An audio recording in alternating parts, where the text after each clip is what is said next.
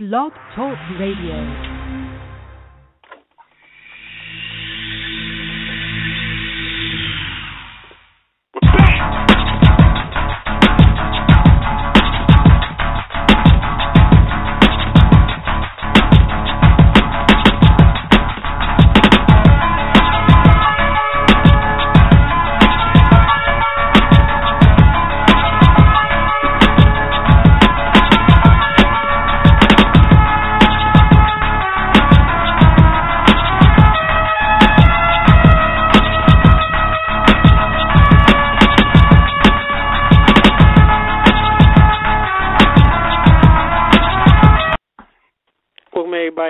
Live. Yeah. Under the Mat Radio with your host, Tech, co-host. And that's C Game Boy, what it is, what it do. And with our correspondent. The lead correspondent of Under the Mat Radio, Shinblade. How's everybody doing? Wait, this ain't Tuesday, though. No, it's not. Hey, everybody, this is Monday. This is a very special episode. It's called a DLC episode it is. Of course, this episode today is titled By God. Reason why, of course, we will have joining us momentarily 2007 WWE Hall of Famer, possibly the greatest color commentator in the history of wrestling, good old JR himself, Jim Ross, will be joining us momentarily. So please don't be alarmed. We still will be live every Tuesday, 7 to 9 p.m. Eastern Time. But, of course, when we have big and special guests like this, we'll do extra episodes. So without any further ado, real quick, you can follow this show on Twitter at @tech_UTMR. You can follow NSC Game Boy at NSC Game Boy, spelled correctly. Please spell it correctly. Yes, NSC. Please do. And you can follow Shinblade on Twitter at the sensational one, and that is harder to spell than NSC Game Boy. Remember that. Of course. Yes, please do. Also, fans, you can follow us on Facebook with our like page and our group page, same name, Under the Mat Radio. As NSC Game Boy says, thank you for the blue thumbs. We are very gracious. We are very gracious for the blue thumbs. Yeah, they are growing very much so keep them coming. Also, of course, please don't forget to follow us on YouTube, on our YouTube page, Under the Mat Radio. Please subscribe. Thank you for all those that have subscribed and those fans. You get to see us do great interviews with other WWE Hall of Famers such as Ron Simmons, Ricky the Dragon Steamboat, and others, such as our great local and independent talent. Also, don't forget our road trip videos, which Shinblade is in charge of, where you get to see us on the road going to these shows, before the show, during the show, and after the show as well. So, that being said, we'll wait for good old GR to call in. We do thank all of you fans for all of your messages, all of your tweets, all of your texts, Facebook messages, everything, for all the questions that you have for Jim Ross himself. So we will try our best to get as many in as we can. We do have Jim Ross at a very limited time. We are grateful that he's taking time on his schedule to join us momentarily. So if your questions we do not be able to read your questions or get your questions answered, please don't take it personal. Things go well, we'll be able to bring him back for another episode for round 2 to get those questions answered. NSC Game Boy? I'm just want to tell everybody thank you for following Under the Mat Radio. This is a big show right here, DLC episode, so it's not our usual Tuesday night.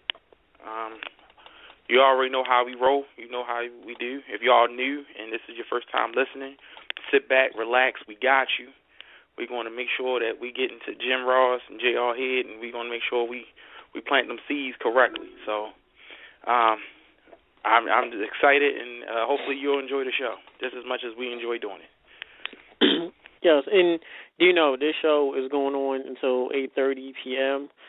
We will have extra time, so if anybody wants to call in to give their greatest Jim Ross calls, Jim Ross catchphrases, or what have you, and you can do that. So, without any further ado, I believe we have the man himself, bringing on in 2007 WWE Hall of Famer, the greatest commentator in history of wrestling. Oh, my goodness. Mr. Jim Ross. Welcome to Under the Mat Radio.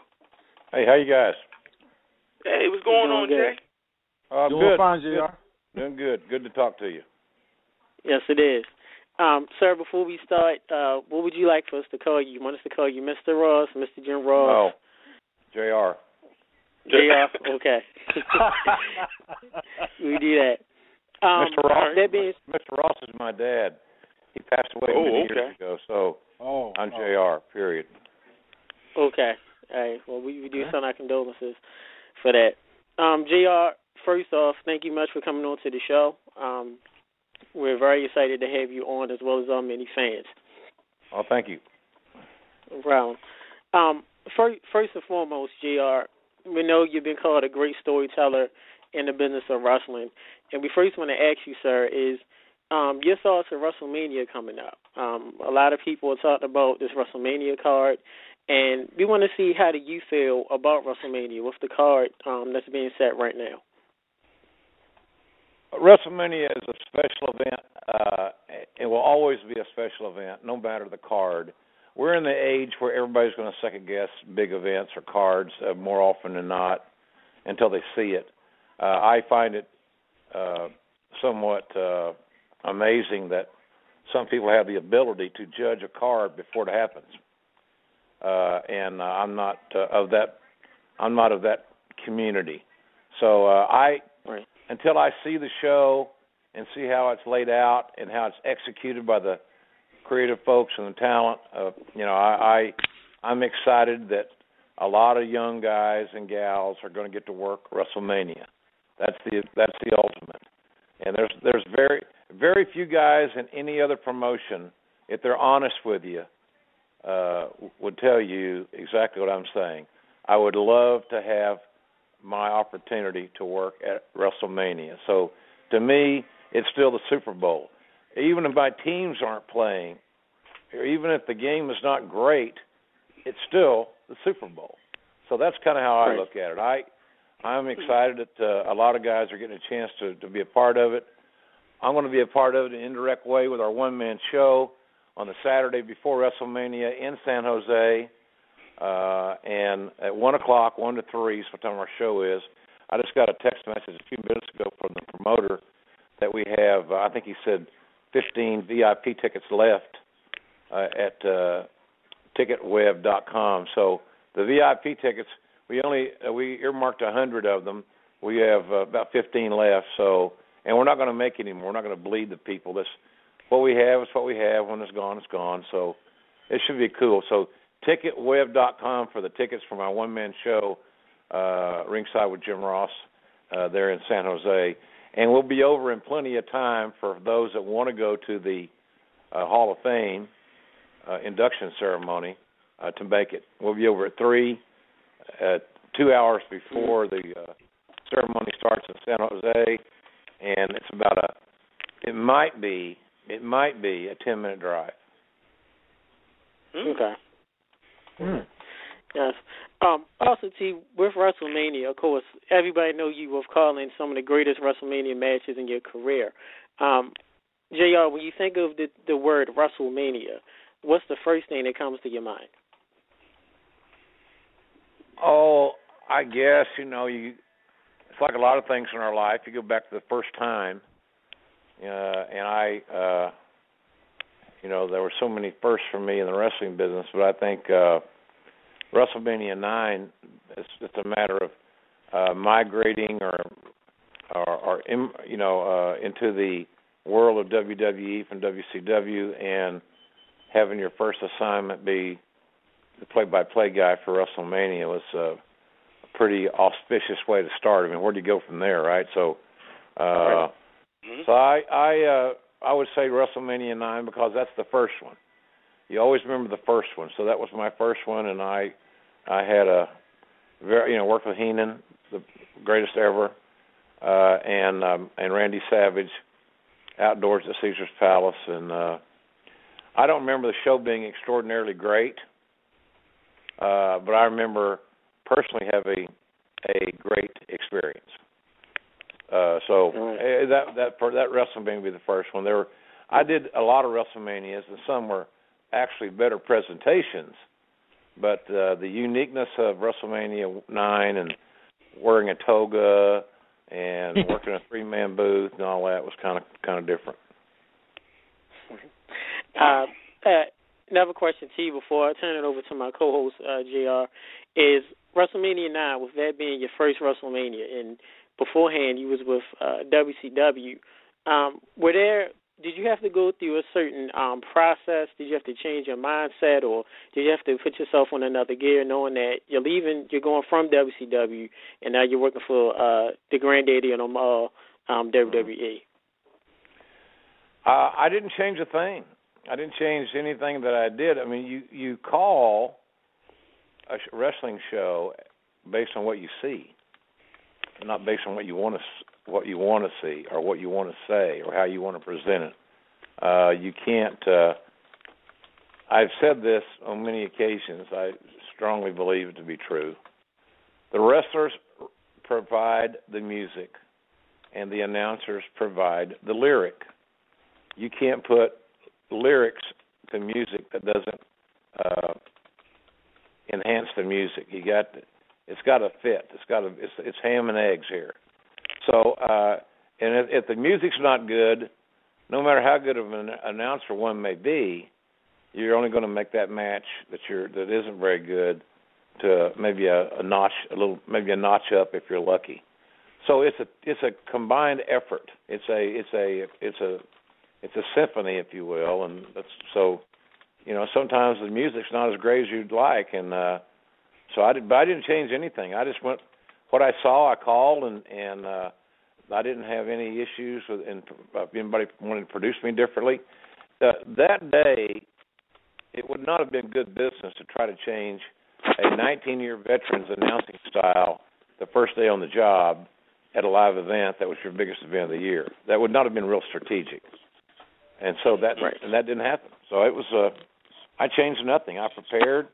The difference was working outside because the glare on the monitors made it hard to follow the action, and working with two guys that I had never worked with, and I was never a fan of the 3-man announce booth, and so I'm right in the middle of it. So that was more challenging to me than calling the matches themselves by far. Oh. Okay. Thank you much for that. NFC Game Boy?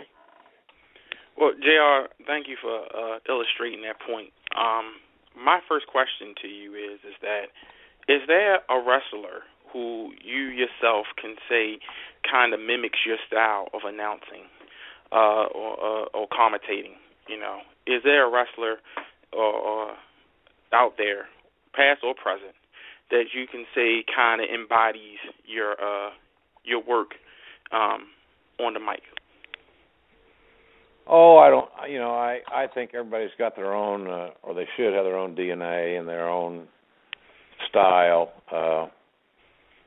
I think the main thing that whether you're announcing or whether you're a wrestler, you should be yourself, or at least an enhanced version of yourself. So, with that said, I can't think of anybody that I would wish my style upon, because it wouldn't sound right for them. It wouldn't say it unless that's who they were. So I can't think of anybody right offhand that any announcers that remind me of me, and that's not being egocentric, or it's not being a mean-spirited. It's just that I think the guys that are on TV now, surely to goodness, are smart enough to simply be themselves, and not be a poor imitation of somebody else. That would be like when I first got started and I was listening to, Gordon Soley tapes and Bill Watts in the Roy McGurk's office. I never tried to be Gordon, but I learned from Gordon immensely, and he was an amazing, amazing talent, arguably the best ever. But I knew that I couldn't be him. I had to be myself. So, for better or for worse, and you hope for the better, but it seemed like it worked out okay. We're talking about it 40 years later, so I guess it was all right. Yeah. That's a good answer. Yes, it is. My next question to you is, this question is a little more personal and has nothing to do with wrestling. I myself have also lost my father, and at an early age, and I know if I had the chance to see him again and talk with him, you know, it was so many things I would love to tell him. My question to you is that by you have been so accomplished and done so much, if you had one thing to say to your father, if he was alive today, standing in front of you, what is it that you would want to tell him or say? Well, obviously, I'd want to tell him, first of all, which we all should do more often, is to let our loved ones know that we do love them. Yeah, right. That's one thing that's really important. And I would ask him probably if he had been watching and if he was proud of me. My dad died at 64. My mother died at 64. Ironically, I'm 63, but I have never been more full of energy and life than in my life than I am now, because I'm taking better care of myself. I'm not on the road every week. I'm able to eat better. I'm able to go to the gym. I'm able to do things. The projects that I'm working on, and there are many that I do, and the things that I do are things that I want to do. And when you work 40 years and you are a responsible businessman and you prepare for not necessarily retirement, but to slow down from a financial standpoint, it's like my friends say, you deserve to be able to do these things. You've earned it. So I'd like to think that I've earned my lifestyle. Certainly didn't inherit any significant monies or anything like that. I've earned it all, and I'm proud of that statement. So, you know, Dad was not a big wrestling fan, but he was proud of my success within the genre. My mother, on the other hand, was a big wrestling fan, and she never missed any show that I did, and she was, you know, probably my biggest fan. God bless her. So, but that's the deal. I'd ask him if he was proud of me, and I think he would say yes, because, you know, nobody knew when I left in 1974 and I got in the wrestling business that I was going to stay in it for 40-plus years, and I was going to be able to go from small regional television to global television and have the career that I've had. And once I got to WWE in '93, I got relaunched, so to speak. There's a lot of people that tweet me at JRSBBQ that think that after they watch the WWE Network, that my career, they didn't know that I announced before 1993. They didn't know that I announced for anyone other than WWE. I said, you've been around for a long time. I was only in the business for 19 years before I made it. I wasn't exactly an overnight sensation. But it's like anything else in life. It's something that you really want. It makes sense. It's attainable. It's really attainable. And maybe you need a little luck, or you need a lot of skill and expertise and diligence. Then go for it. If it's realistic, right. You say, well, how do you determine what's realistic? Well, okay, I want to be on the starting lineup for the Oklahoma City Thunder, and if I don't make that dream come true, I will have been a failure. Well, that's just being stupid. I ain't going to go play for the Thunder. So that's what I mean. If you have a realistic, albeit challenging goal in your life, go for it. But be willing to invest everything you got to make it happen, and don't get halfway on your journey and say, "Oh, it's too hard. I can't do it." Then it wasn't meant to be. Then you had the wrong goal. All right. Thank you, JR. Thank you. Shin? Thank you. Yes, my question is for JR. Well, he's the only one here. Well, I have to say that I've seen you over the years. I remember you in Mid-South and then also in the NWA before it turned into WCW. Now, many times you have cited Gordon Soley as an inspiration or somebody to follow. You already answered the question about your style, but I want to get deeper into your style because to me it's irreplaceable and nobody else can do it. So, how did you attain your style? Because your style has created so many catchphrases in the business that, you know, pretty much everybody who knows about good old JR imitates good old JR. Well, you know, it's like the answer to your question is that one has to be themselves. You got to be gifted with a little bit of talent. The good Lord handles that aspect of it. You got to be willing to work hard and be able to not dwell on failures. You know, if you're an athlete or a coach or you're a fan and your team loses, and it's not the last game of the year, you pretty much got to move on because there's another game coming. I had lots of disappointments along my journey, but I never quit. I never threw in the towel and said, "Okay, you got me. I just can't do it." I wasn't raised that way, so I never really copied anybody's style. I copied Sully's psychology, and I put it in my own vernacular. And Sully's announcing psychology was what he was taught by Eddie Graham.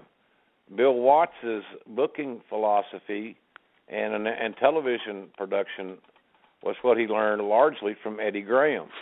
So Gordon and Bill learned from the same guy, and I had Bill as my mentor. So, and I had Gordon Sully on videotapes at the wrestling office in Tulsa, and I would listen to when I was not had a project going on.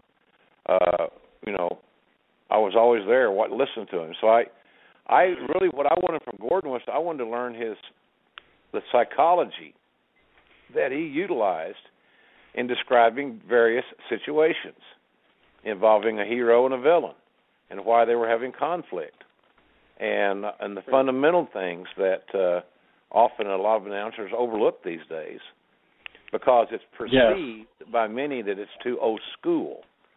And I don't get offended because I am 63, and I am quote unquote old school.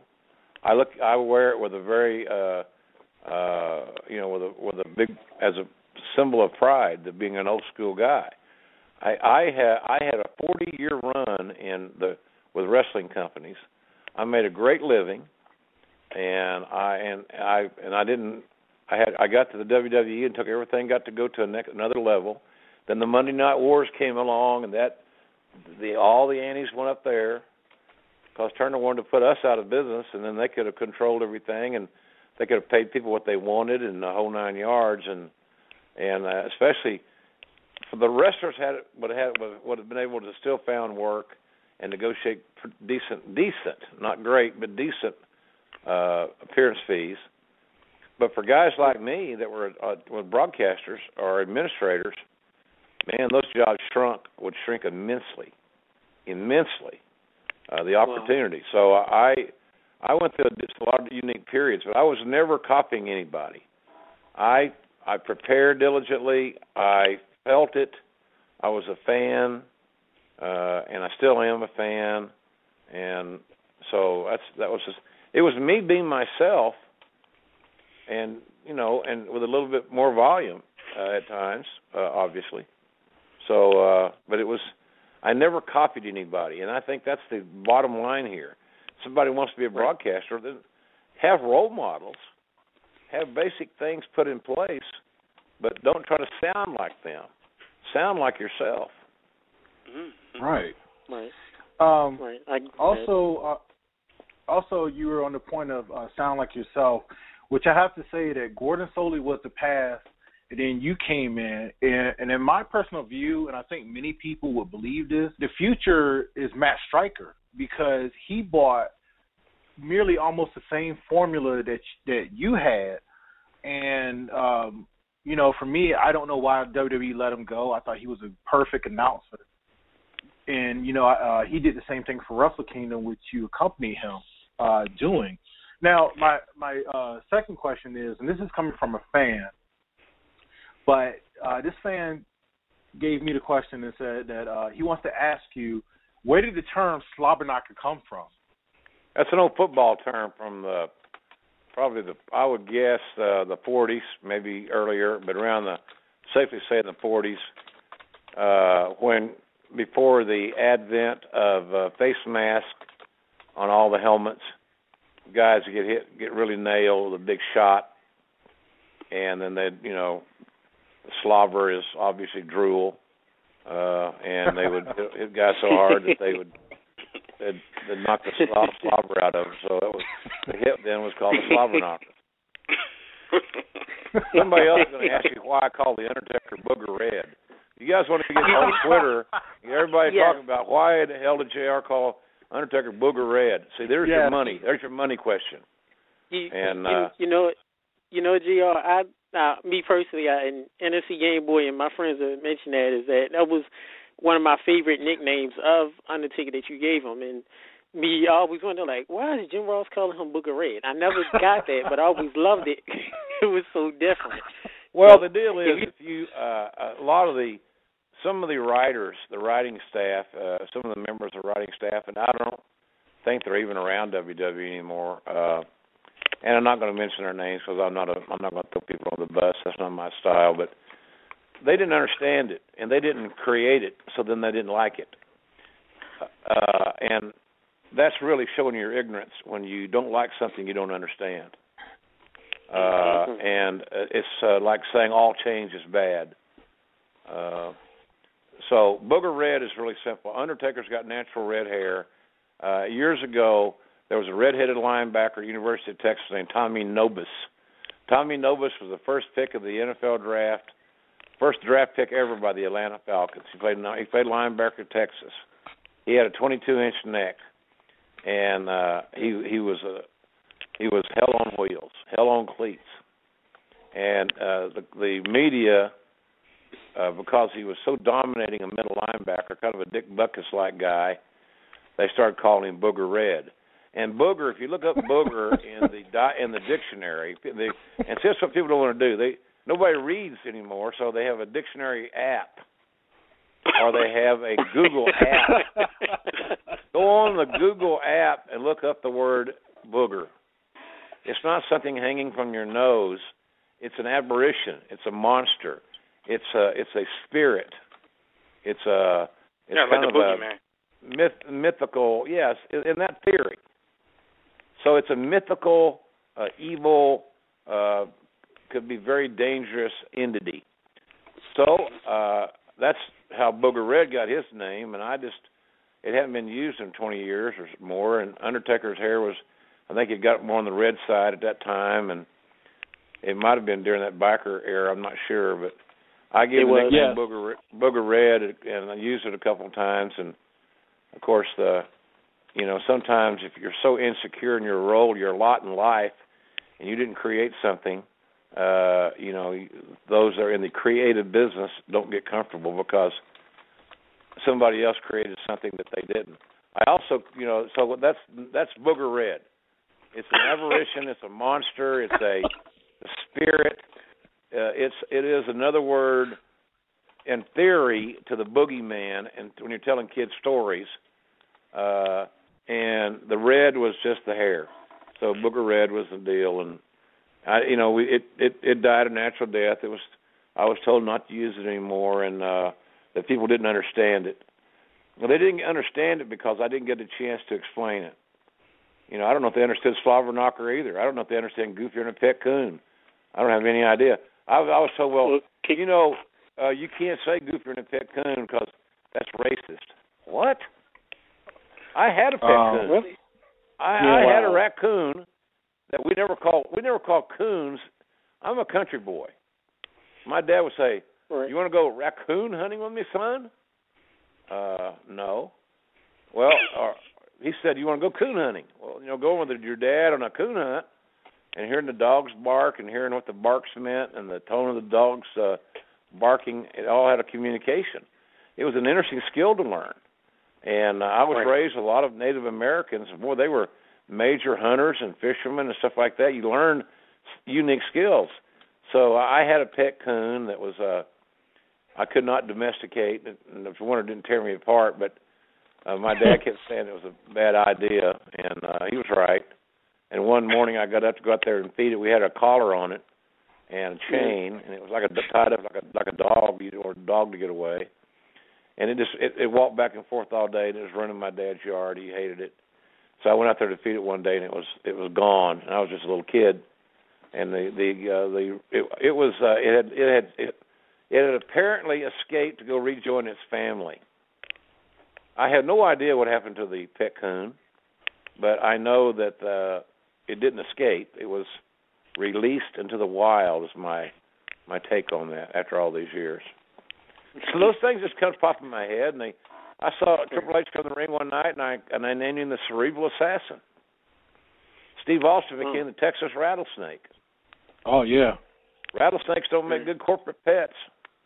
There's a lot of those things just pop in your head when you're not playing the role of a wrestling announcer or whatever you're doing, whatever you're broadcasting.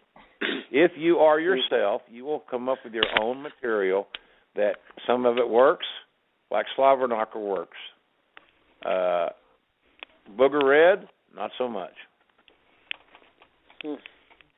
Well, we can ask real quick, JR, in your career in WWE, take us to where, was there ever a time when you just didn't feel, you commentated a pay-per-view or Raw, and afterwards you just didn't feel like you did your best?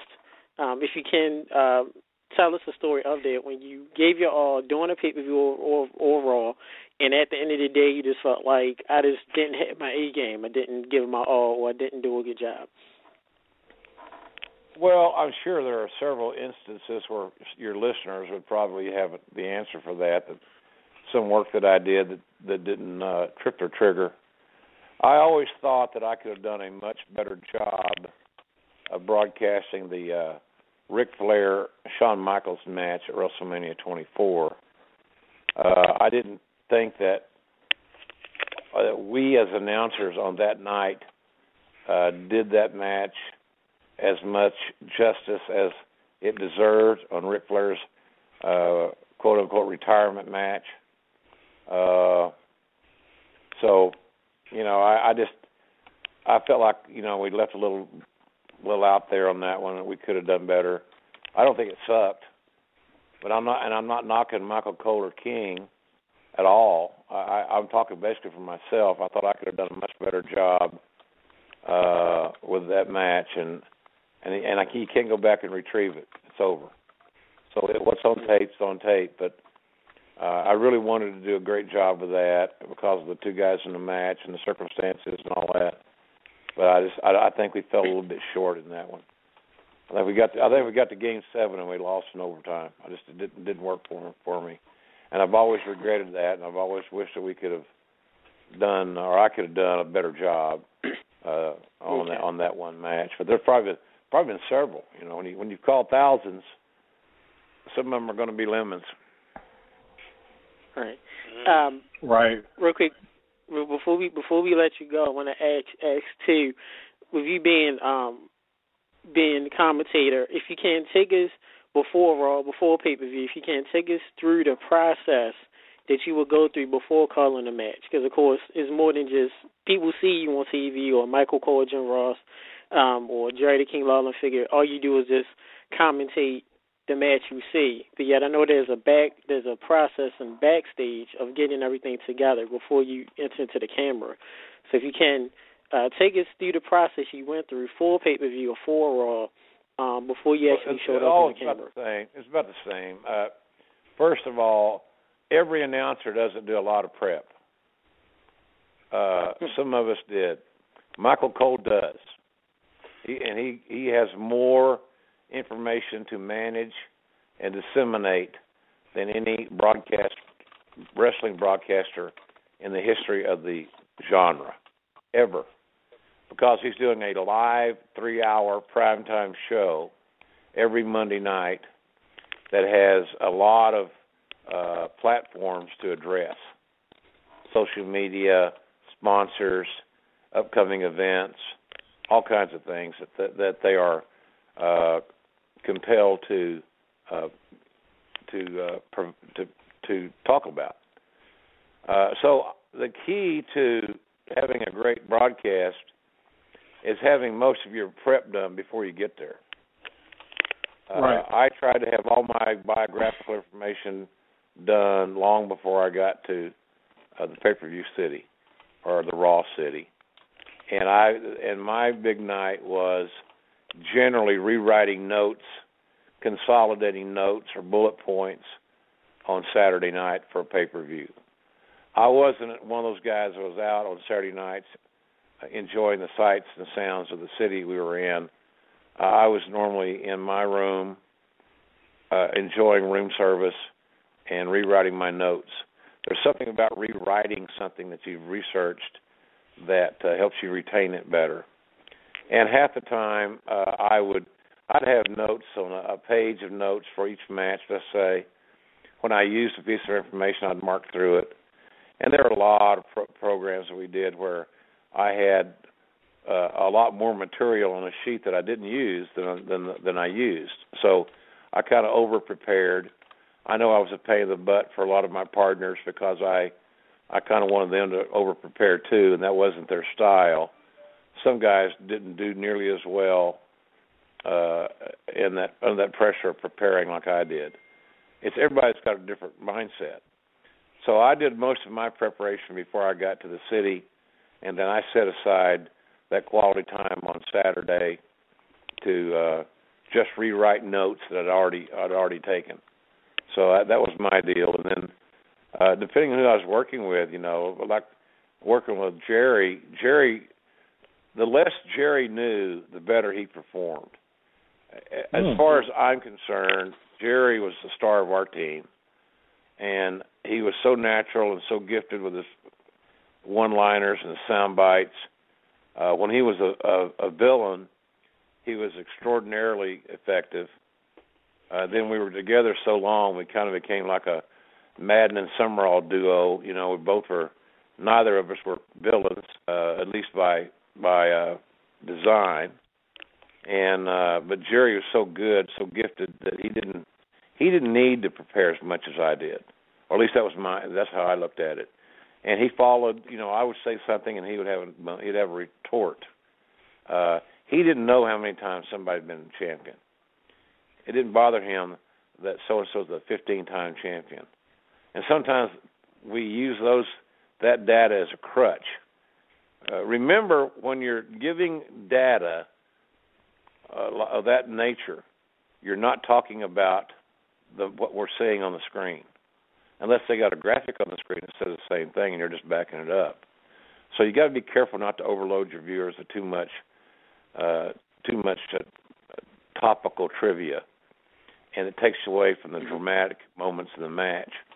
And so many announcers are talking about the backstory that sometimes they forget to talk about the now story. And you want to stay in the moment. And sometimes if a viewer is seeing one thing and consistently hearing another, there is a disconnect. And when you disconnect, you disconnect in virtually every manner, especially in the most devastating is emotionally. I've lost interest. You lost me here. You got to get me back. So that's how I always prepared before I got there. I had a lot of information. I was never far from it. I was never detached from it. I was a full-time guy. The product, the WWE product consumed me when I was there, and that's not me bitching. I loved it. It consumed me. It was a part of my life. It wasn't just my job. It wasn't just a career. It was a large part of my life, for better or for worse. And I never wandered too far away from the core product. I stayed attached, and I never forgot that I was a fan, and I never went out there to play a role. Right. So, and that's kind of my MO on all that stuff. But you really, for young announcers, they just need to get all the practice they can, no matter what they're earning any money or not. They need to learn who am I? I need to learn to be me, and then I need to be prepared, and I need to be able to communicate to the lowest common denominator. I got negative emails and tweets from fans that are big fans of New Japan Wrestling, because I had the audacity, as did Stryker, to give them information that they already knew. And the theory of broadcasting is you don't broadcast to the upper 2%. You broadcast to the masses. Hence the reason they call it broadcasting. If they didn't do it that way, they would call it narrowcasting.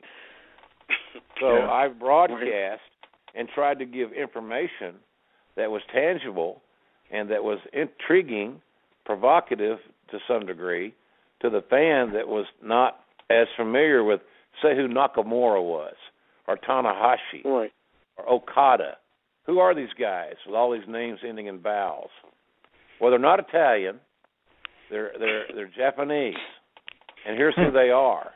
So our goal was to try to give you enough biographical information on their entrance so that when they got in the ring, you had some feel for who they were.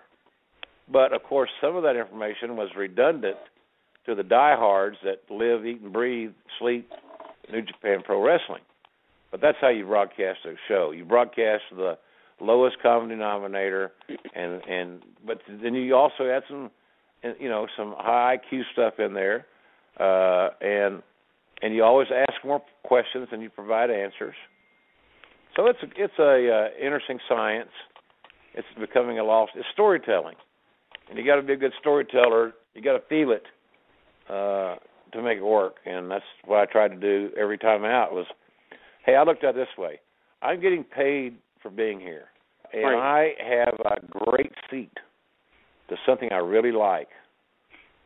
So how can I not be happy? How can I not be enjoying it? And that's the part I miss the most. I miss the most of being at ringside when the red light's on and we're calling a match. And that's what I miss.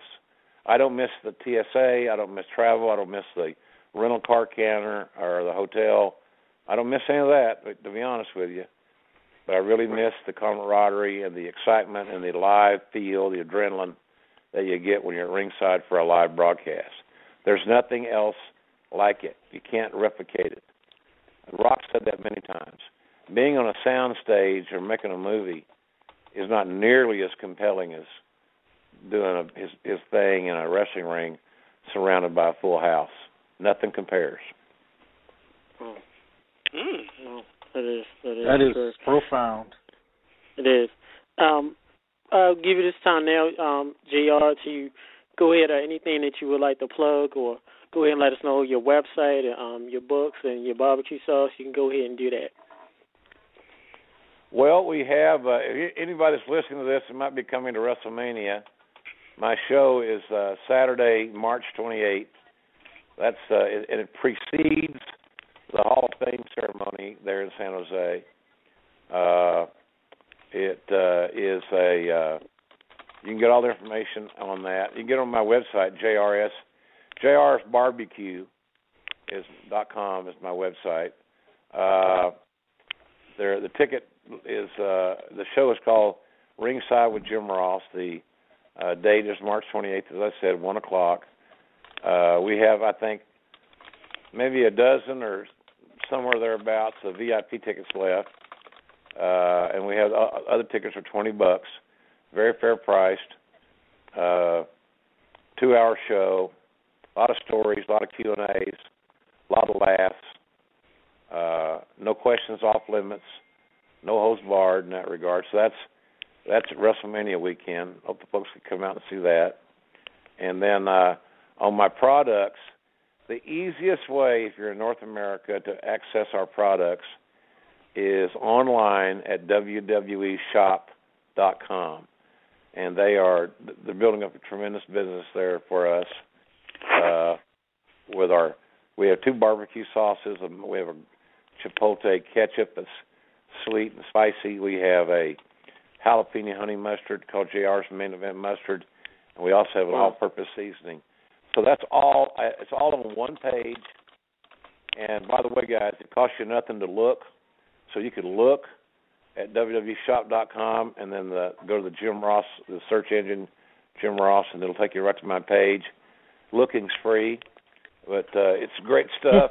Family recipes, It's not somebody else made it and we just put our name on it type stuff. We're very proud of everything that we made, and we're building a real good clientele with that, which we're grateful. So there's that. They can follow me on Twitter at JRSBBQ if they choose, and that is also always appreciated. So that's about it. You know, the WrestleMania show, and I'm going to be doing these one-man shows around the country as the year progresses. I'm working on some other television projects right now that I'm hoping will mature to the level that we can enjoy doing some new things with some new companies, and so a lot of good. I was in LA last week, had some meetings. Also went to the UFC fight Saturday night and saw Ronda Rousey win in 12.8 seconds. Good Lord. Yeah, she's nothing but money. Let me tell you something. If WWE or somebody, now I don't think she would go over to WWE. There is a big payday waiting to happen because she'll draw people. People would be so curious to see how she would function in that environment for a one-off deal like a WrestleMania, and do it at a WrestleMania that you could build, not this one, for example. But I could see Ronda Rousey as a major part, theoretically, of WrestleMania 32 when they're going to try to sell 100,000 tickets. I think she could help them a great deal. So I had some good meetings last week. So we're working on some new TV projects, and so I hope that has something to not talk about one of these days on that. But I'm doing great. I'm having fun, and have nothing to complain about. My health's good, life is good, and I'm very blessed. Well, I got to tell you. Go ahead, Shane. Well, I got to tell you, JR, before you go, I love the Ross Report. I think it's a very, very good show. You tell stories within the interviews, and that's basically it. I appreciate it. The podcast has been great. I was reluctant to do it. Steve Austin didn't twist my arm, but he certainly bit my ear, and he convinced me to give it a shot. I'm very thankful that he did. He didn't give up.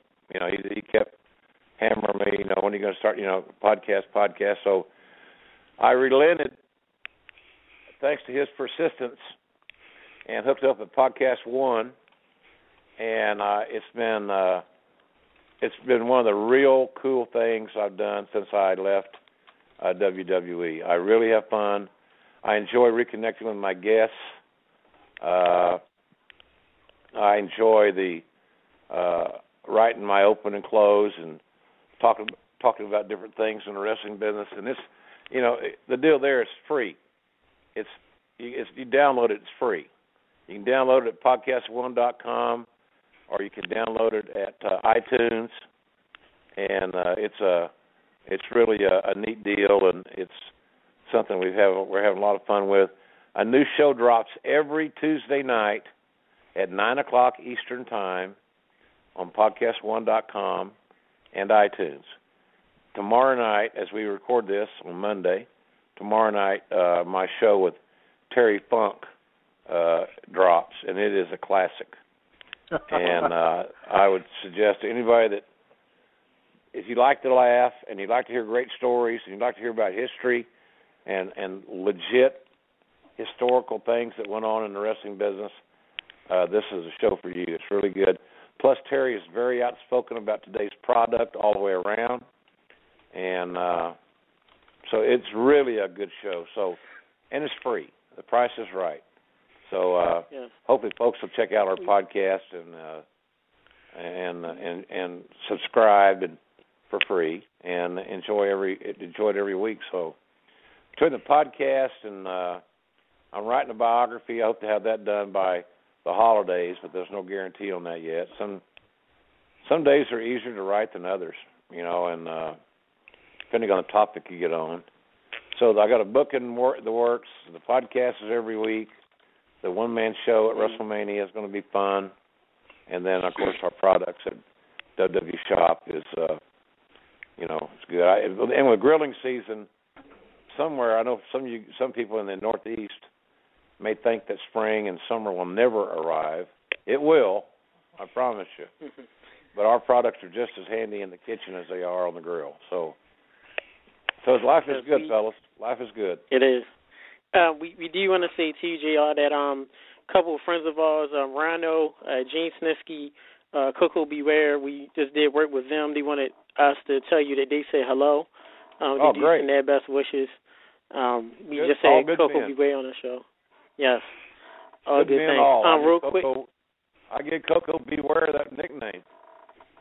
B. Oh. You got the B in the Mid-South, Coco Beware. And it went with him the rest of his days. That's I gave King Kong Bundy the 5 count. That went with him the rest of his days. So there's a few things that I got to contribute to in that regard. It was kind of cool. But good. I'm glad to hear from those guys. They're all good men. They're all good men. Yeah. Game Boy? JR, I have one last question before we let you go. And this is NSC Game Boy here, and everyone's been waiting for me to ask this question. And I just wanted to know your opinion on it.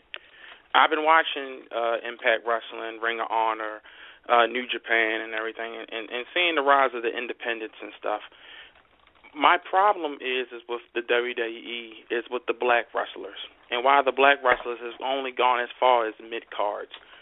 If you can answer, and if you don't want to answer, that's fine also, but I just wanted to know your opinion of why haven't we seen a black WWE champion in the WWE within the last few years? Well, I would say this, and if I knew the answer, I'd tell you. I do not think it's racial. If anybody's wondering, well, does WWE have this racial bias? I can tell you this and McMahon and I have not always agreed on every point. People know that, but I have never respected anybody in the business more than I respect Vince. If I had to call somebody in wrestling, and I was in a big ass jam, I'm calling Vince. He's getting my one phone call. If I really need something, I'm calling Vince. Even though philosophically we haven't always seen eye to eye, doesn't mean anything. I'm a football fan. You guys might be football fans. I may like the I formation and 25 carries a game. You may like 4 wides and throw the ball 50 times a game. Does that mean I'm right and you're wrong, or vice versa? Absolutely not. The bottom line is that we're both football fans. So we like our style of football a specific way. So I absolutely know that it's not racial. I absolutely know that there's not anybody I've ever talked to in my life, including many black athletes and many prominent black men, that's ever spoke more reverently of Dr. Martin Luther King than Vince McMahon, believe it or not. So I think a lot of it is just the right talent at the right time. Some will argue, well, what color is Rock? I don't know. We never really positioned Rock as any color. He was the great one. He was a Brahma bull. But we all know that Rock's father is a black man. So, and his mother is Samoan. Booker T had a great run. And last I looked, Booker T was African American. Why there's not been a champion in the last few years, to me, if you're asking my definite opinion, is simply we need some black stars that can carry the load and close the show and be the guy. And that's in the decision maker's opinion, which I do concur with. No one has stepped away from the pack, elevated up, come hell or high water to that role. That's what I'm thinking. Is there somebody on the roster that you believe that should have been the WWE champion in the last few years that wasn't? The only person I would really think that I felt like kind of deserved it was R-Truth. And that's because at the time he had a push with The Miz. I think that was about 3-4 years ago when they was beefing with The Rock, and when The Rock had came back and stuff. Yeah. Well, he's the only wrestler. I know a lot of people say Kofi Kingston. I like Kofi, but I don't think Kofi is there. I like Kofi also. I like Big E. I and I think that their partner, Xavier Woods. Dr. Woods does Mortal Men. Yeah. I think he's a great kid. He's a great kid. Big E's a great kid. Who knows who's going to break loose and catch hold of the audience out of that group? Somebody's going to spin out of that group to bigger things. It always works that way. But I can tell you, and people can say JR is defending the WWE, which they can say whatever the hell they want. I watched the show in Wow Zato last night, I think it was, on the NFL Network. People can say what they want about me, and I hope it's nice, but at the end of the day, I can't change it, so I don't give a damn. And that's kind of how I am. They don't believe people believe I'm BSing, and I'm not telling the truth, and I'm trying to cover the WWE tracks. Then believe whatever the hell you want. But my opinion is that if I'm booking, I haven't seen anybody on that roster since Booker T that I would strongly consider, and Rock obviously, that I would strongly consider as WWE championship material yet. The key term is yet. And it doesn't happen with a wave of the magic wand. It don't. Everything's got to be in place. And you got to have the right guy with the right character, and it can take the pressure and can travel 200 days a year and can maintain this position as the team leader. And a lot of guys are not cut out for that. They're not ready for it yet. There's a hell of a lot of pressure in closing the show at WrestleMania. Trust me, lots of pressure. Broadcasting, sure. Wrestling, big time. Because you got to follow everything that the fans have seen for the last 3 hours and a half, approximately. And some guys can do it, and some guys, soil the sheets. I will say real quick before you let you go. Out of all the WrestleMania you commentated, Jim Ross, thank you. Out of all the WrestleMania you commentated, JR, what would you say was the worst WrestleMania that you've commentated? Oh gosh, I don't know. I'm not the kind of guy that commits the worst of anything to my memory. You'd probably get more out of me by saying, "What's the worst OU football game you saw?" Well, that'd be our last loss. We only got so many guys. There's only so much in your head you can file. Everybody's got that computer called a brain, and how you feed it, and how you use it, and how you motivate it is your own thing. But I don't file away in a valuable space the negative stuff very much. Things I remember. That's like every one-man show, like my show coming up on the 28th of March there in San Jose. Somebody will say, "How did you feel when you were sitting there 20 feet from where Owen Hart died? How'd you feel?" Oh, God. Or they'll say, "Well, don't you believe that Chris Benoit should be in the Hall of Fame?" No, I don't. And you're serious. You really want to know how I felt when I saw Owen falling from the rafters. And I don't even remember how I felt. It was a matter of going into some shock and just trying to get through the night, not knowing until we had to come on camera and make that announcement that he had passed away. He died. So, and I know that the same thing about Benoit. I get the same thing. Well, you guys are being you guys. Like I'm not with WWE anymore. Who in the hell are you guys? JR, you guys got to get Benoit. Who are you guys? And who are you to tell me what I have to do? Are you 13 or your parents' basement? Once you go back to study your schoolwork. And don't tell me what I got to do about getting Chris Benoit in the Hall of Fame when I got nothing to do with the Hall of Fame. And if Chris Benoit, if you communicate with him, he'll tell you, I don't want to be in the Hall of Fame because I'm going to be a distraction. And guess what? He's right. It wouldn't be about his wrestling abilities. It wouldn't be about the Pegasus Kid. It wouldn't be about the matches he had all over the world. It'd be about him murdering his little son and his wife and then committing suicide. That would be what would be topical about the Chris Benoit Hall of Fame induction. And anybody that says, "Oh no, people get by that, people get past that," are naive, and you're just being silly, because that ain't going to happen. And if I truly believe in my heart, if I had one call to make to Chris Benoit, no matter where he is, that I would tell you that that he would say, "JR, you're absolutely right. I don't want to go in and because I would be a distraction," and I believe that to be 100% true. So that's my take on that little subject.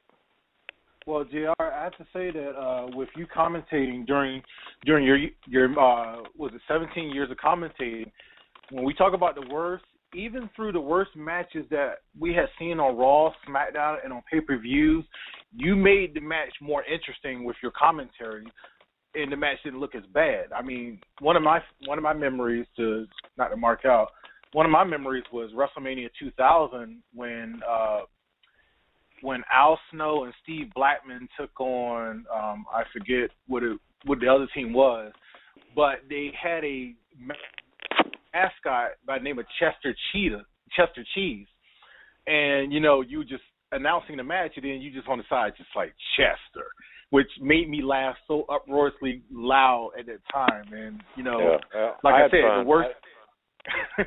The worst match. I had a good run. I was very blessed to be a part of it, and still am.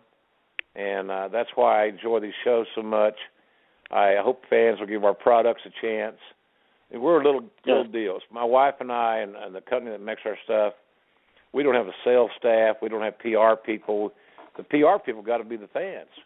And that's why I encourage fans to go try a bottle. Try a bottle or get a package or it's a great gift item for a wrestling fan. But that's at www.shop.com, and so it's all good. Life is good. It's all good, and I appreciate you guys having me on, and no problem. Hope the folks enjoyed it. Thank you, JR. Thank you. Thank you very much. Okay, fellas, have a great night. Appreciate you. Yeah, you too. Thank you, same, man. Thank you, sir. Take care. Bye, guys. Bye. Everybody, that was the great, good old JR himself, Jim Ross, who graces with his time, even more time, having him on. We do apologize for those that we had many callers wanting to call in to speak to JR. But we couldn't take no calls. Yeah, we cannot take any calls. We do apologize. Yeah, he didn't want us to take any calls. That's what the man asked for. So we sorry. Yes, so we gotta respect him. Respect good old JR. Hey, that's we thank him very much for being on. Yes, he is. Thank him very much for being on our show, for giving us extra time. I know we talk a lot about DLC content. We definitely got a lot of DLC content. We got Jim Ross on for over an hour. He's only scheduled to be on for a little less than that. But Jim Ross had a good time. I thank everybody that supported our show. Mass Facebook messages, tweets, texts, Instagram messages, every single way of communication between myself, NSC Game Boy, Shinblade, ourselves, and with this show. All of your questions were duly noted. All of your comments or pictures and our posts were duly noted. But like you said, we cannot accept any phone calls. We got to respect the man's wishes. I do think we're going to turn over to our good buddy Kevin from 1CW. Kevin, you there? Yeah, I'm right here. How you doing, Hey, guys? buddy, what's going on? Hey, what's going on, man? Hey, I know great job. Great interview, gentlemen. All three of you. Great job with the legendary Jim Ross. That was well done. Thank you, man. Thank you. That's a big cue because he doesn't do with his own podcast and his busy schedule. He doesn't do a lot of other podcasts and interviews. So that was a great cue on your part, and it was well done. Well done. Thank you much. Thank you very much. Well, while you have you on here, Kevin, you have the floor. Any Jim Ross memories you want to give us, or famous calls of JR over the years? Well, as someone who appreciates, or I humbly say, in the business commentating professional wrestling as I do here as the voice of 1CW First State Championship Wrestling. It's an honor, just to hear him because the memories flow. And I know as you guys, will probably want to ask him a million questions or even, like you said, mark out. Every person in the right mind who's a professional wrestling fan has many, many Jim Ross memories. And and the quotes, and the catchphrases. And, and I find myself even here in Delaware catching myself. Like, ooh, okay, you're trying to be too much like Jim Ross. But the number one, to answer the question, it wasn't even a match. It was Monday Night Raw when Mike Tyson came on there. And when Mike Tyson made his debut in the ring with his crew, with Vince McMahon, and then Stone Cold jumped in there, and I will never forget it to ever. Austin wants Tyson. Tyson wants Austin. Austin Tyson. Austin Tyson.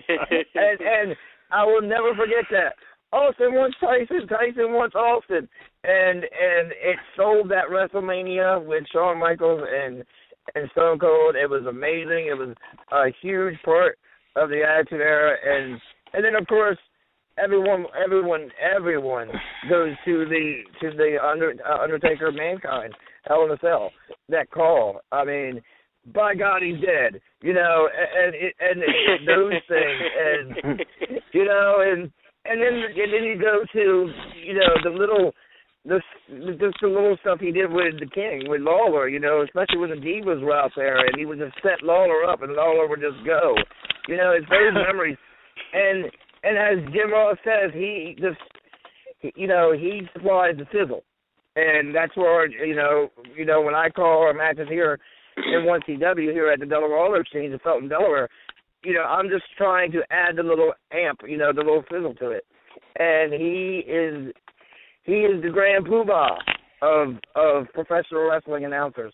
I know he acknowledges Gordon Soley. I respect the late Gordon Soley's work, Tony Schiavone, Michael Cole, all those guys. But Jim Ross is the definition of what professional wrestling commentary is. Yeah, it definitely is. Yeah, Kevin, I have to say, really, with Jim Ross, Gordon Soley, I remember both of them had the statement, even the terminology, Crips and Mass, and that's where I grasped Gordon Soley when it came to his commentary.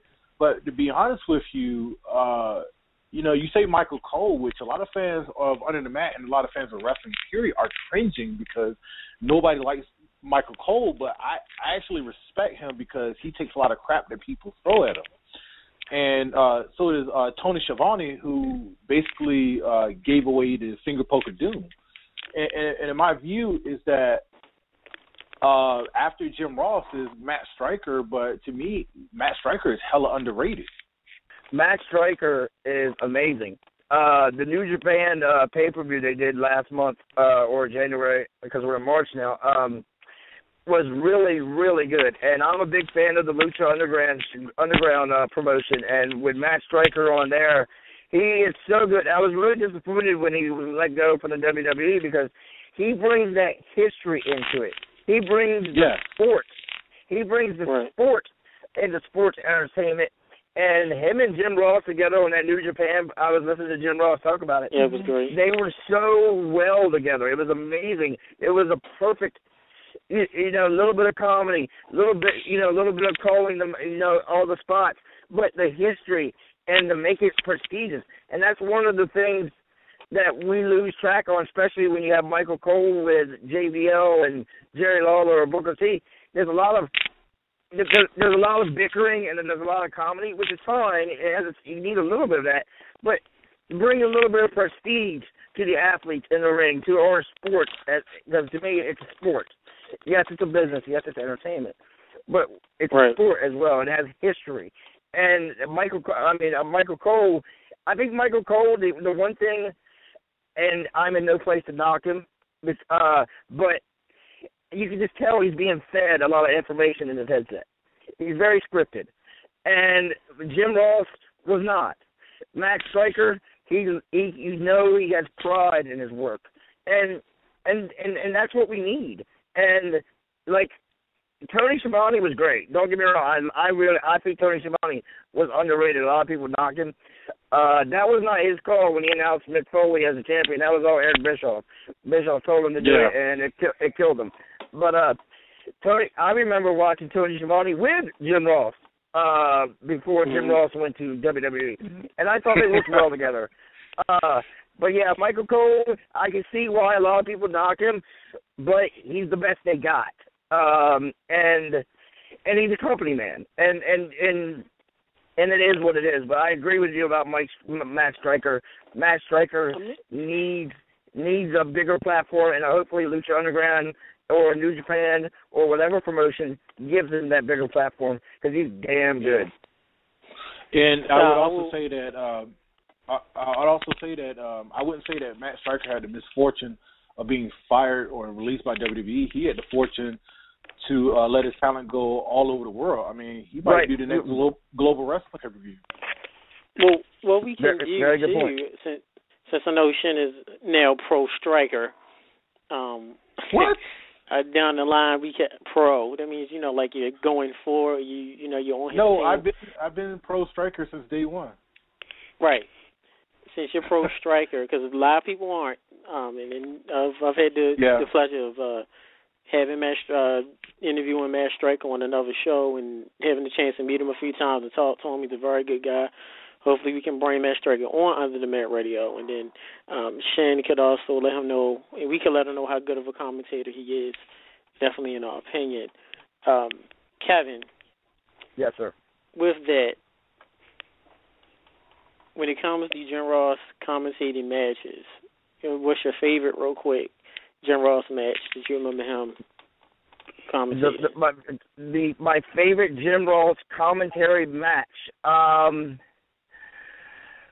Let's see. It's real quick to do. It's real easy to do the Hell in Cell Taker Mankind, but the calls that he made. I'm just thinking about WrestleMania moments. The call he made on the last Rock Austin, I believe in Seattle, was amazing. Was really, really good. Some of his stuff that he did in WCW with Ric Flair and Ricky Steamboat, those calls, brilliant. Yeah. I mean, brilliant. Because one thing he did change, in my opinion, when he went to WWE, he toned down, actually. A lot of people think he was over the top. He actually toned down, I think. And that's what made his catchphrases, the by God, so emphatic, is because he was like solid, doing it. Oh my God, But his calls, I think he had more spunk in his call when he was in WCW. So the Ricky Steamboat, Ric Flair matches were great. He called in 1989 and 90. Yes. So yeah, those, and then and the Rock Austin, the last one, is probably my favorite. All right. Well, Dad, Kevin, we thank much for calling in, and thank you much for your support and everything. And hey, thanks, guys. Thanks. Hopefully we'll see you here in Felton at 1TW's next show, Saturday night, March 21st. Oh, Shimbley and I'm sure will be there. I won't be able to make it, but Under the Mat Radio will be represented. Yeah, we'll be there. X-Pac will be here. WWE Hall of Famer J.J. Dillon will be with me again. I'm really excited about that. Friend of Jim Ross. And we just announced that Nikolai Volkov will be here, too. So it's going to be awesome at 1TW here on March 21st. Great. Thanks, Kevin. Yeah, we'll be there, baby. All right, we'll see you guys. All right, bye. All right, take care. Everybody, it was a good old buddy Kevin, the voice of 1CW, First State Championship Wrestling. A good old buddy Stevie Ray Styles is the promoter. NSC Game Boy, your favorite Jim Ross call. We have 15 minutes left. I have, of course, the Austin, and I used to like when he used to talk about Jeff Hardy, and he always be like, Jeff, don't do it. Like he always talk like Jeff Hardy commit suicide. He reminds me of the guy when you go to the movies and you see the coming attractions. His commentating always was a build up, and that's something that I don't see anymore. And it's not just in wrestling, it's just overall in society. There's no more build-up. It's always just go straight and do it, and then that's it. Even music is like, we got to have sex, and that's it. Like, it's no more romance. Like, taking your time and getting to know. Yeah, come here, it's girl. no more. It's just go straight in, Yes. When you're cooking something, you got to go straight and get it. It's no taking your time and marinating.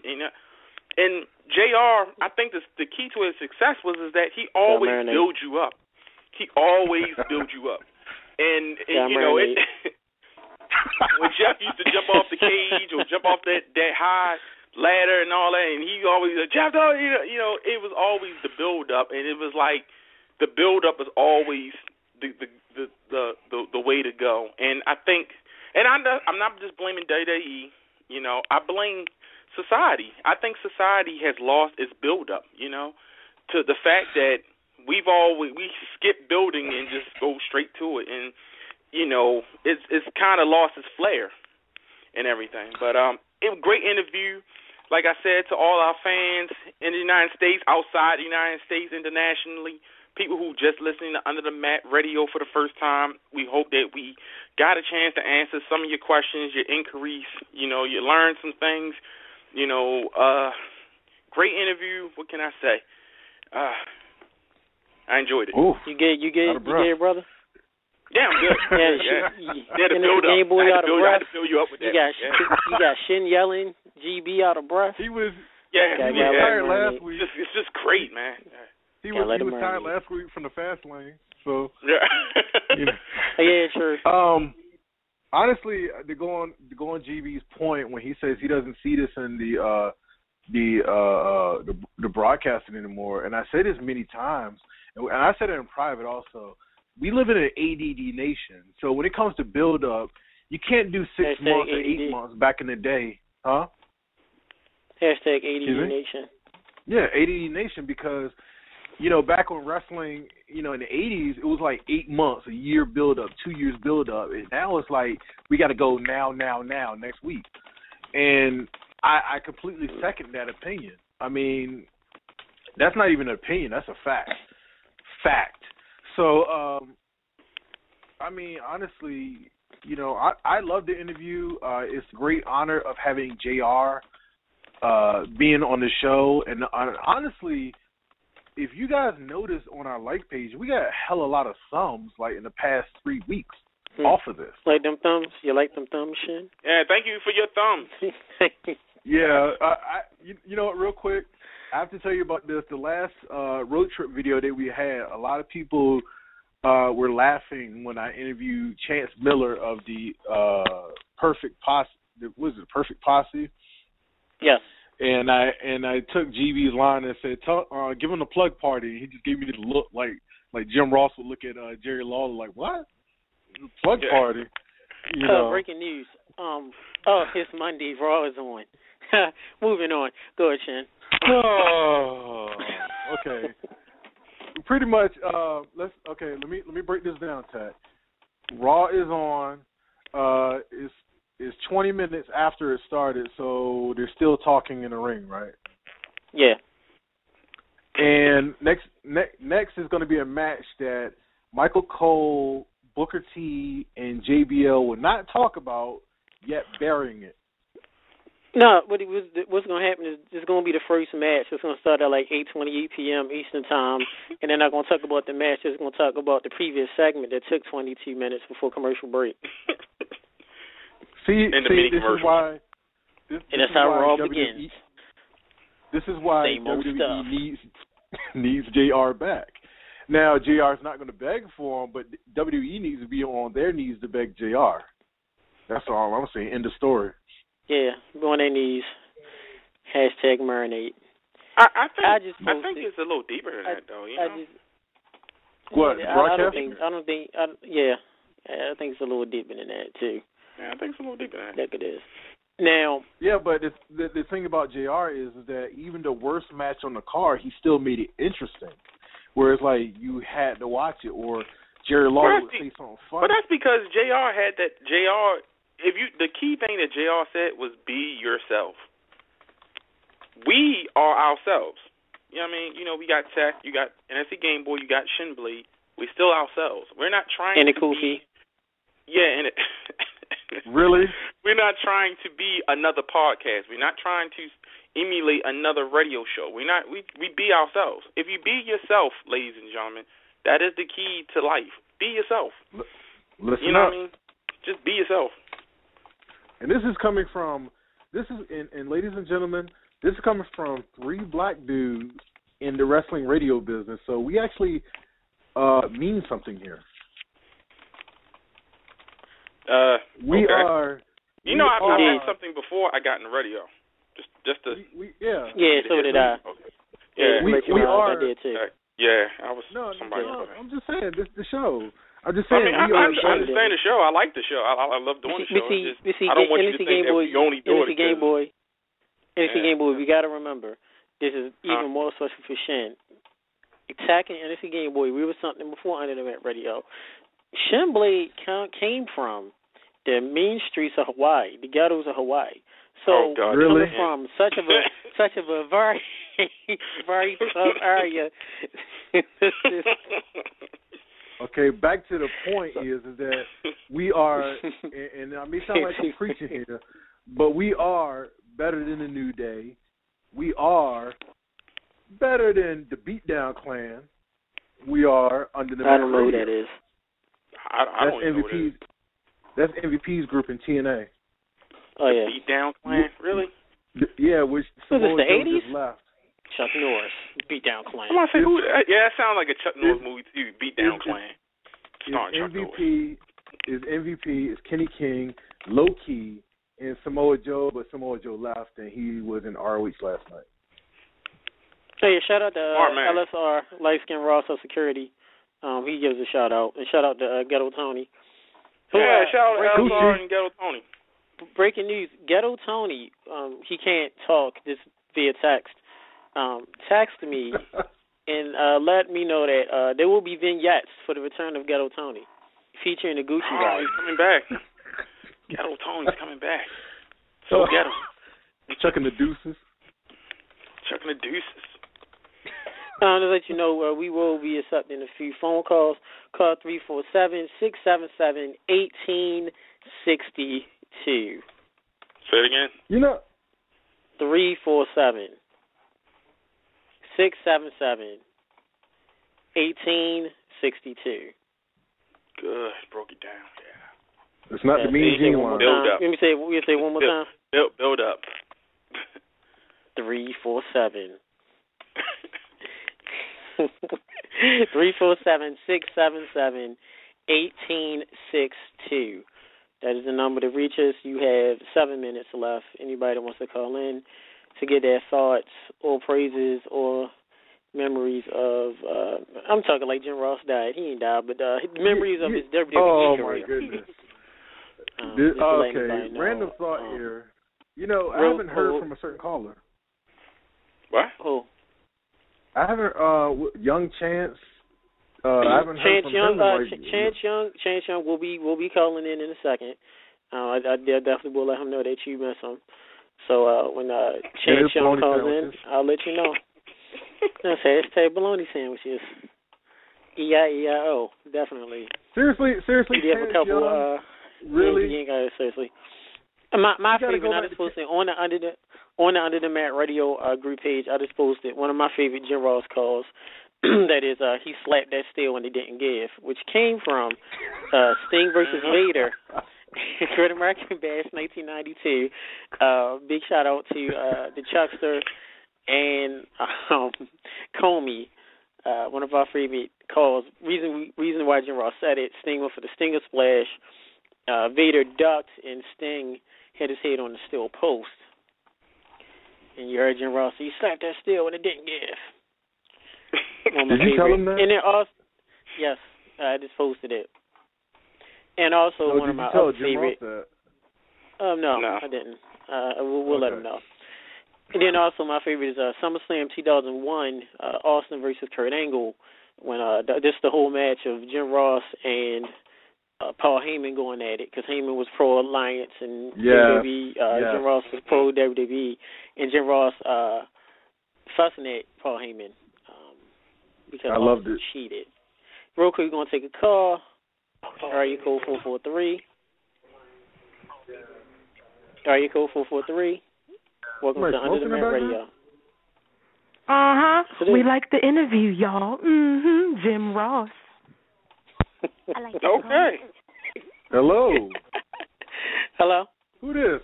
I believe that's somebody called. Big tribute to Saltine Eric. Saltine Eric's I Like Your Game Boy starting to take life, where you take any phrase and say I like you and end it with something. It is calling and catching life. But do thank you to Babe Mel for calling in. Thank you, Babe, for calling in and saying she likes the show. Shout out LSR. Just got a text. He said great. Well, he doesn't talk, but he texted a great show. And we got a lot of people that don't talk. Thanks, Babe, for calling. Thanks, LSR. Real quick, breaking Facebook message now. LSR says, I like your Game Boy. Don't go to jail. Thank you. I'm glad everybody likes the Game Boy.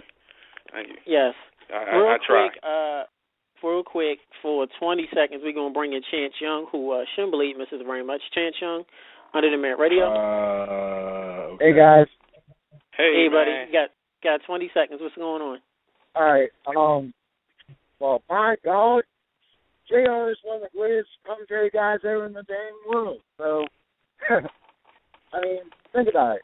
He's a great legend. I mean, think about Jake and Lawler. They're both great together. But Jim Ross is number one. I mean, think about it. Yes, he is. He has done a lot of commentary, and now he's got his own barbecue sauce.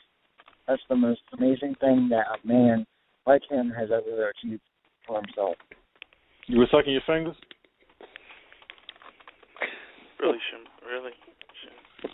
I had to go there. Anyway. All right, guys. Chance Young. Thank you, man. Buddy. Thank you. Glad you enjoyed the show. Thank you for calling in. Yep. Hey, don't forget, tomorrow, regular time, 7 to 9 p.m. All right, I won't. Thanks, buddy. Take care, man. Thank you, Chance Young. Also, there's been really tag team call. Babe Mel and Caramel Girl did the tag team calling. So thanks much, Babe Mel. Thank you, Babe. And to Caramel Girl, yes. You know, I wanted to ask you both something about. I was known as Angie, but her road trip name is Caramel Girl. That's what she wants to be called. Like that. Well, I want to ask you both something real quick, since we had JR on the show, but this bugged me back in the day. But what did you guys think about the carry to Oklahoma? Evan? Tylenol PM. We're not discussing that. Okay, yeah, that never happened. All right, cool. That'll work. Don't forget, fans. Saltine, Eric Hughes, this is a great show. Thank you. Shimbolete, real quick, Shin, you have a lot of rivalries with a lot of people. And we definitely will talk about that on another episode. Because a lot of people have rivalries. Ghetto Tony, Saltine Eric. That's not rivalries. That's the friendships. But also, don't forget, in about 3 weeks, I think, 3 weeks will be another debate, which is Triple H versus Sting, which that's getting a lot of heat from David Hero. Yes, it definitely is. Being a Stinger.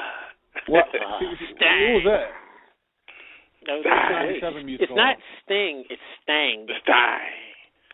Like, who talks like that, right? Triple H does. This is no Triple H talk like that. Can you imagine Triple H with his wife just breathing hard like that?